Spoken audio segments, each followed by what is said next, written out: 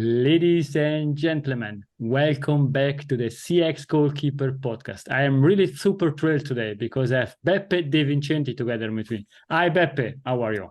Hi, Greg. I'm really thrilled to be today here because I'm quite a loyal listener of your podcast, and also if we do a lot together, and we will probably talk about that later. But it's quite interesting to be in your podcast. It's really a nice experience.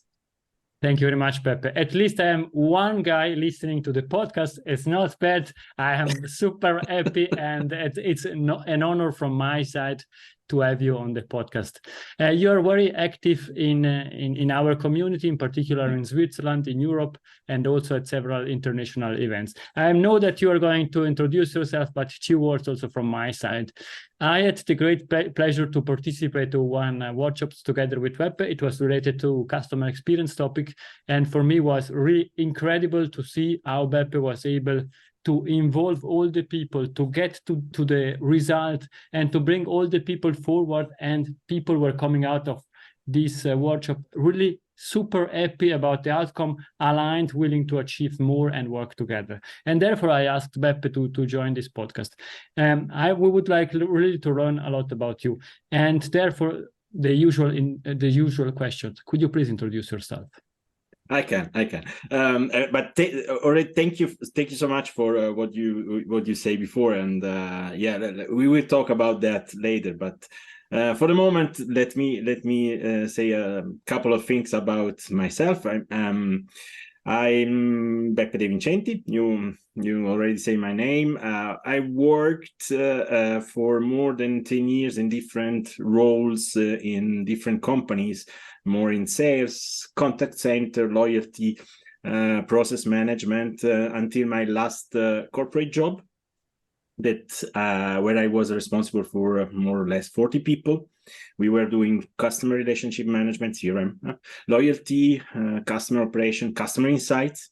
And at this time, I opened the first position in my team on customer experience. So I named someone customer experience manager and start interesting myself and this person to all the customer experience topics. And since then, I really felt in love with the customer experience and never let customer experience go. I met someone at this in this last company, last corporate job, and with this person, we decided to start our own company. So 10 years ago, in 2024, we will be 10 years old. We started our company called Nexa. That is a consulting company, a boutique consulting company, I would say, because we are very small. But it's an incredible. It has been an incredible journey since then. And we consult. We are working for many companies, small, medium, and large enterprises. We actually have something that we are really proud of. It's our Swiss customer experience study. It's a study that we do together with the AWZ, the University of Applied Sciences in Economy of Zurich. And we have done our 7th edition of this study, so it's something that it really makes us proud of our work, because, as I said, we are a very little company. So, but be able to do such a study, it's a great achievement. And about myself, maybe personal. I'm married. I have 2 kids. Probably you know already, but my accent tell you that I'm not Swiss, not English, but I'm Italian. But I live in Switzerland since more than 70 years now, and I'm Italian and Swiss. So this is what I am. I love do 6 p.m. upper with you. It's our streaming that we do every 2 weeks, and I do that because I'm also leading the Swiss chapter of CX PA. So it's something that I really love to do. It's do customer experience not only during the working hours but also in my free time. Thank you very much, Beppe. I think that's really great story what you did in the past. But what we would like to learn about you is which values drive you in life? Yeah, that's I'm preparing myself because I as I say, I listen to your podcast, so I know the question you also always do. I think I choose 2 value that are really important to me. The first one comes from my father, and this is to really stay down to earth. It's something I learned from him, and I try to do that a lot at work. But also in my private life.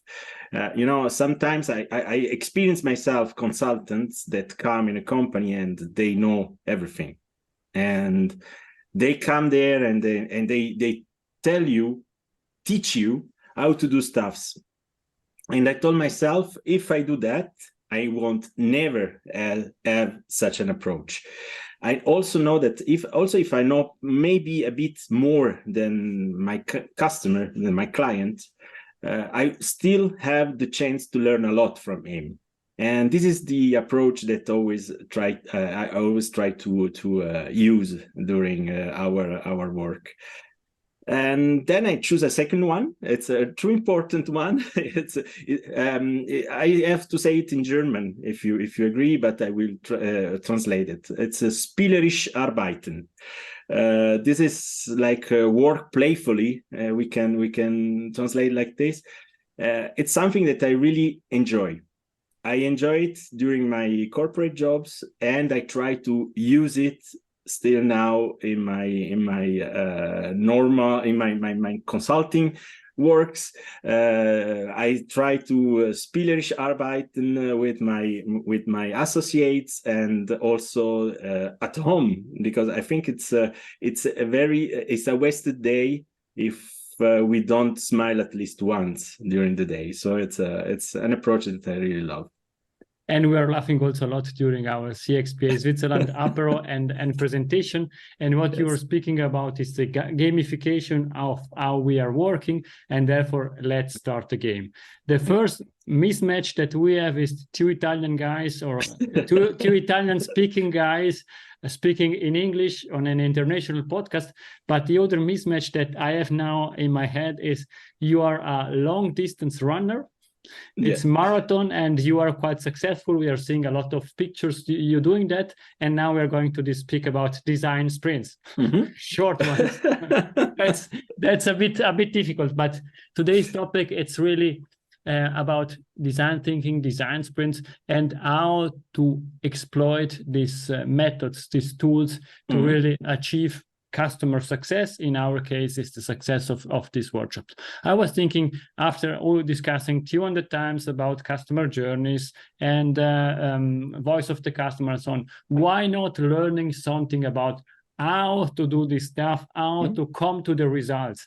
And therefore, how do you leverage design sprint in your workshops to tackle CX experiences challenges? Yeah. It's interesting you mentioned marathon and design sprints because I think they have something in common. They both share the main goal. It's to arrive to something. In a marathon, you have to run 42 kilometers and go to the goal line. In a design sprint, you start by having a goal, or this is probably the key of any design sprint. But we can also talk about design thinking. The two methodology are maybe the people that are purists that won't like what I say now, but for me are quite similar. In a design sprint, you really need to go fast because you have normally 4 days if you apply the method that was invented by Jack Knapp, but you can also do that in 1 or 2 days if you don't have enough time.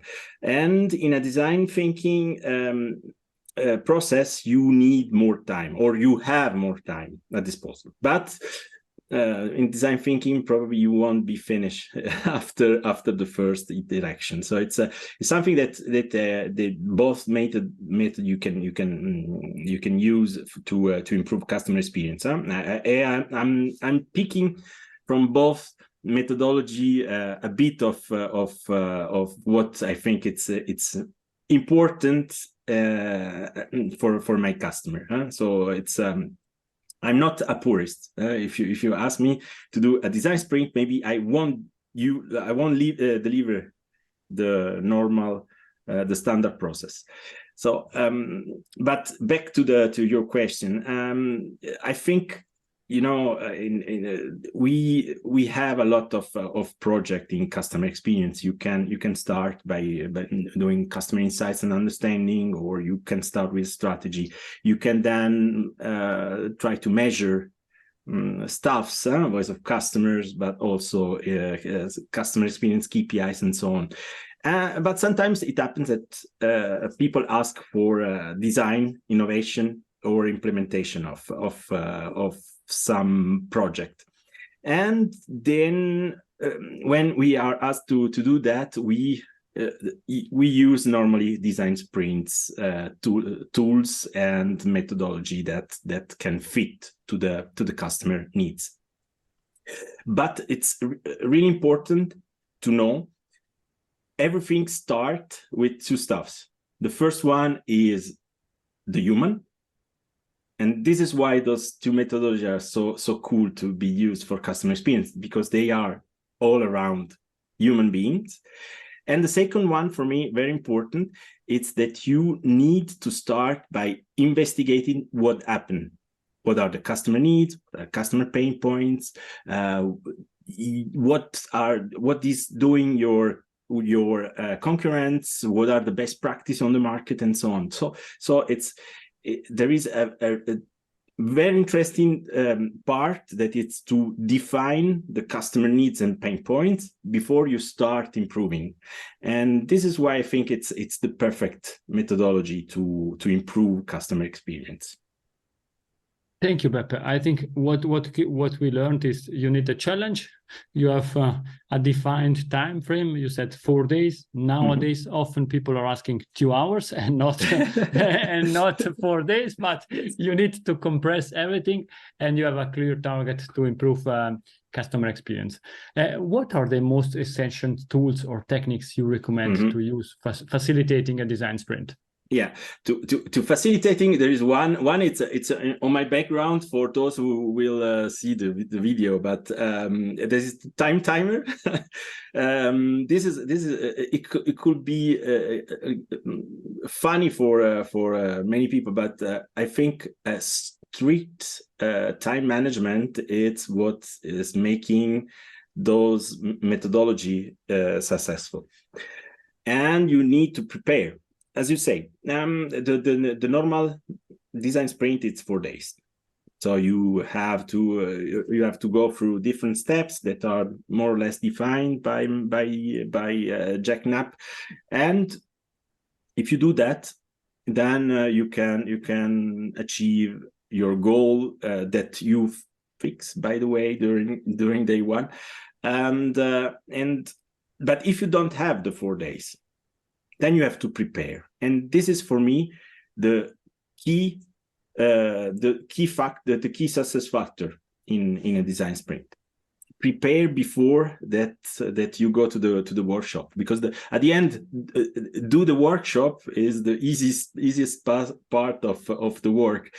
What you have to do is to prepare it, and to prepare it with a time schedule, with all the exercise you want to do, with also all the insights that you receive from your customer. So this is quite important to be done before that we have the true workshop. And if you don't have the time to define the problems statement, because the problem statement is the starting point of any design sprint workshop, the problem statement, can you try to formulate one and then let people starting discussing and thinking about the problem statement you brought to them. You probably remember in the workshop you mentioned before, we started like this. We didn't have a lot of time, so we decided to already bring one problem statement, and people could improve it or change it or optimize it. And once is done, then we will work on this problem statement. And often, if you want to, that I mentioned some tools names, the one we use the most, it's the I might we question. It's a question that asks, how might we, and then formulate the problem for the customer. So we try to ask how we can solve this customer problem in a question. I might we I don't know make our online form more easy to be filled, for example, or you can formulate the problem in this form. Why? Because answer to a question, it's way easier to thinking about a solution from scratch. So try to answer it to the problem. It's more powerful than just ask people, okay, let's try to improve our online form. Thank you, Beppe. Yeah, okay. Yeah. Sorry, no, you can continue. You can continue. It's great. No, this is one, and this is the most important one, because it on the I might we, it depends the success of your workshop. Then you start creating and ideating, and this is a part that I really love, because there is a lot to do there, and people that think they are not creative and are invited to such a workshop then realize that everybody is creative if he wants. And we use many tools, many exercises there that help them to express their creativity. We will probably talk later about the hurdles in such a workshop, but think about you are in a room with 6-8 other people, and for example you are an agent of a call center. It happens a lot. And do you know why? Because those people have customer every day on the phone and talk with them and know better than many other in the company which pain points those customers have. So you invite them in such a workshop, and the first thing that they think it's, oh, okay, I'm there with a manager or with a director, and how I will be able to express myself, or I'm good enough to express myself. People that are not really confident in themselves, they can think that there is no place for them in such a workshop, and this is wrong, because they have ideas, they have knowledge, they know how to improve stuff. So those people are really important, and what we do is to involve them. It's to avoid those hierarchical bias, and to do that we use a method, at least at the beginning, that is called together alone. What is that? You are in a workshop, you are all together, but everybody work by themselves, and there is no discussion, there is no you are a leadership expert, Greg. Huh? You know a lot about leadership, and you know what happens in a workshop normally. If there is the person that it's naturally inclined to lead, he will start leading the workshop. So if we don't allow them to speak, at least at the beginning, then also people that they are not natural inclined to express themselves, they will start expressing themselves. And this is a part that I really love, because I see people finally can express themselves and giving their ideas and creating stuff and propose stuff. And this is quite powerful to see. Thank you, Beppe, for this introduction and for this tool. What you're sharing here is a really tangible way of leveraging that. Perhaps, do you have an example of a workshop you did in the past that you said, oh, this was a great outcome that you can share with the audience? No secret, please. Or if you have any, for sure you can share them with us. No, it's okay. I won't share with you a secret project, but we did a lot of such design sprints. But one I really loved. It was one of the first we did too. It was in an insurance healthcare insurance. They identify a pain point with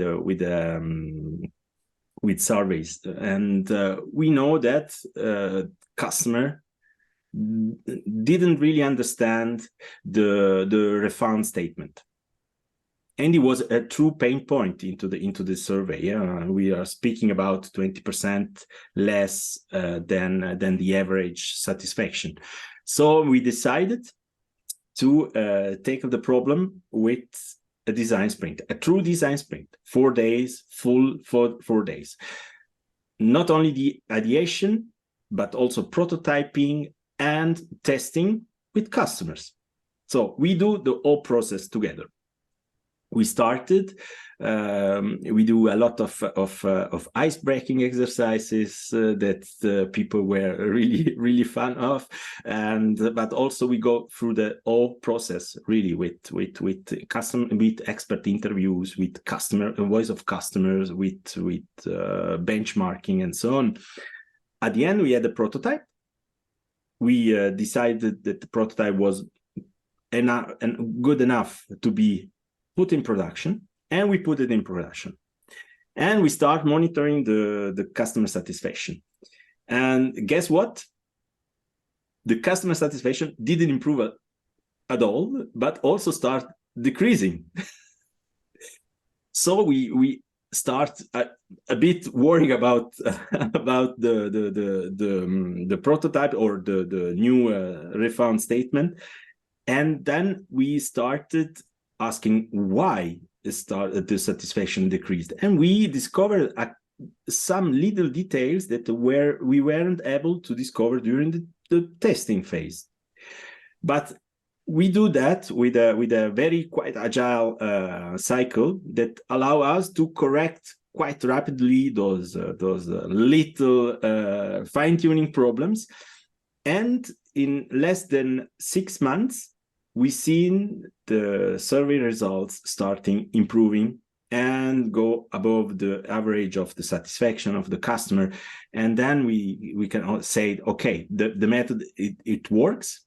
You still have to stay agile and be ready to react if something doesn't work as you plan, but the methodology is working.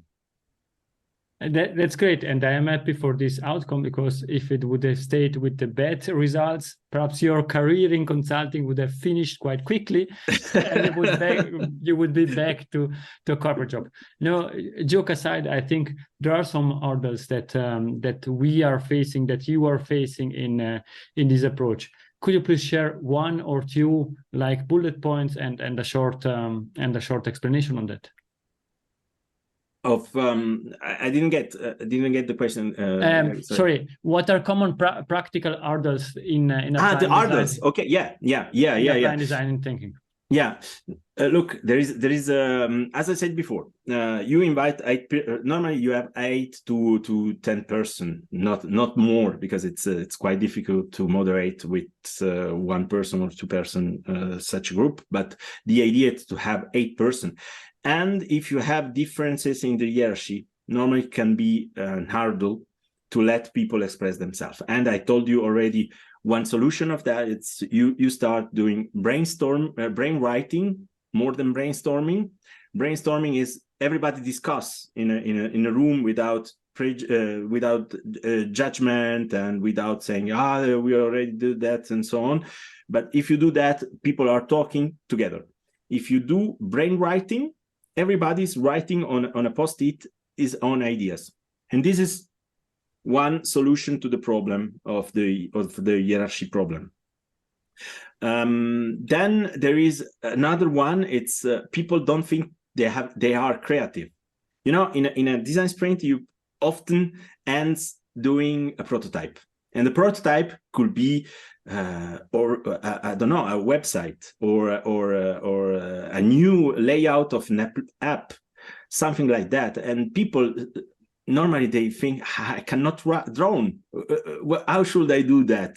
But as I always said, look, everybody can draw, everybody can, with 5 figures, do everything. A circle, and a quadrant, or a triangle. You can do everything with 5 forms, no more than that. A point and a line, and then you can draw everything. There is also people that sometimes, and this is quite interesting, but at the beginning of a design sprint, you say clear and loud, no device are allowed until we need devices. And this happens when you start searching for what the concurrents do, or when you have to find idea or images for your prototype and so on. Yeah, you need devices, but there is a lot of work where we don't need devices, and this is one of the for me powerful part of the design sprint. But still, people that are actually checking their own emails or writing rapidly, answering to ones and so on. And sometimes it's I'm feeling like I'm the teacher at school, and then to always repeat to the people, hey, don't look at devices. We are now focusing on that. And this is also another, and comes from the time we are living. It's normal. We are all under stress, and we think always that the last email is the most important in our life. So, but sometimes it happens that you are 4 days in a design sprint, and the companies you are working for is still there after the 4 days. So it's it's also something that we experience a lot. I hope usually is still there, the company, and not only sometimes. I think we covered a lot about design, setting targets, and so on. You are really a big expert, and therefore I want to ask this question: how do you measure success in a design sprint? Yeah, that's a good question. It depends from the customer point of view, the customer of the company. There is method that are, for example, what I said you before, the surveys, results, monitoring the customer satisfaction, and so on. One thing that we do, it's also that we fix, or we choose KPIs during the process that we need to monitor, to measure if what we do, it works.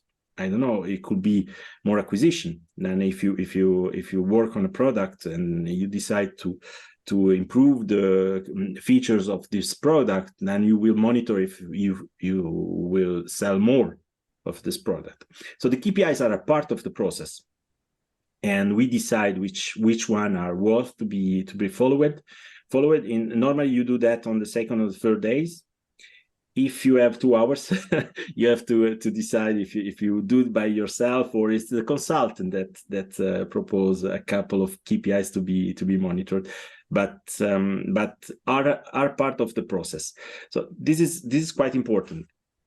Monitor the KPIs you decide to follow, and then there is also, for me, the success of the workshops itself. And there, what I do, it's always the same. I ask feedback. I love to ask feedback in different ways. If I don't have too much time, I just let people draw again on a post-it, a smiley or an emoji that they can put on a whiteboard or at the door when they go. And there is always an evaluation line where they can put this emoji. So I can measure the feeling of the participant with the emoji, but also the satisfaction of the participant with the line. But I can also do that digitally afterwards, or sometimes there is a HR department that send out a standard survey to all participants to workshops, and we get then the results. But there are those two ways to measure success are for me very important, and we do both. So we monitor both. Thank you very much, Beppe. I would have a lot more questions to you, but taking care of the time, we are going to the extra time of this game. But I can tell you, you are leading this game 3-0, and therefore the KPI is quite positive. And now we have the last 2 minutes in the extra time. In 10 years from now, we are back on the CX Goalkeeper podcast. What we are discussing about? I would bet 5 Swiss francs that we will discussing about human and improving life of customer. I think I learned that from design thinking. Design thinking is never finished work. It's more like the Sagrada Familia in Barcelona. It's never ending work that you still improve every day. And I think for customer experience, I think the same. I mean, if you think that once you solve the problem, then it's done, you're not at the right place. And the market is evolving at a speed that it's incredible, and so do your concurrents, but do also other companies. I mean, how many people have thought that, I don't know, the taxi company need to have an app and let people pay with the app, but then they come Uber and set the benchmark, and it's like this for every company on the market. Maybe you won't work every day on a wow moment for your customer. You have to fix just the basic or to improve a basic that you already do good, but someone on the market do better than you, and then you have to work on that. So for me, we will still talk about human and improve the life of those human. But probably we will also talk about how to improve the life of the machine customer, because it's a trend that we won't be able to escape.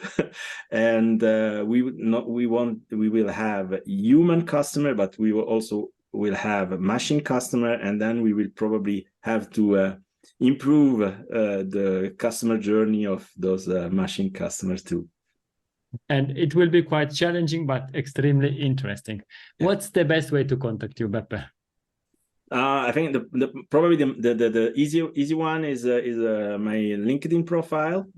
I don't know if we put the link on the perfect. So that will be my LinkedIn profile, or with my company website. There is a form to contact us, and normally I receive, as I said before, we are only 2, so I receive directly the forms, and I can contact you if people need me. So it's the 2 easy way, LinkedIn and our website. Thank you, Beppe. And the last question is Beppe's golden nugget. It's something that we discussed or something new to leave to the audience? Yeah, I think if you want to do in design and improvement, innovation with design thinking, you have to keep two stuff in mind. One is you will work with human, so be ready to interact with human and with all the different typology of human that there is on this world. And the second one is don't forget a bit of fun. Those kind of workshops are not only creative, but I think they are different because you can really put a bit of fun into them, and there is a lot of funny exercises, but also icebreaker, way to also decorate the room. That you find a ton of example on internet if you just Google at them. Be creative by yourself. Don't think you start such a workshop and do the classical workshop, because it won't work, or it will work, but it will be boring. So don't forget human and fun. Thank you very much, Beppe. And to conclude, thank you very much for this discussion, but not only for the discussion, for being a big friend, for being a mentor, and for helping the community growing in Switzerland and internationally. We need more people like you, and therefore thank you very much from the heart for everything what you are doing for us. Beppe, please. Thank you too. Thank you too, because you do the same, Greg. You do the same for our community. We are a team. Beppe, please stay with me. To the audience, it's everything. We love feedback. Please let us know what you think about this episode directly to Beppe or to me. Let's keep in touch. Thank you very much. See you to the next episode. Thank you. Bye-bye. Bye. If you enjoyed this episode, please share the word of mouth. Subscribe it, share it. Until the next episode, please don't forget, we are not in a B2B or B2C business. We are in a human-to-human environment. Thank you.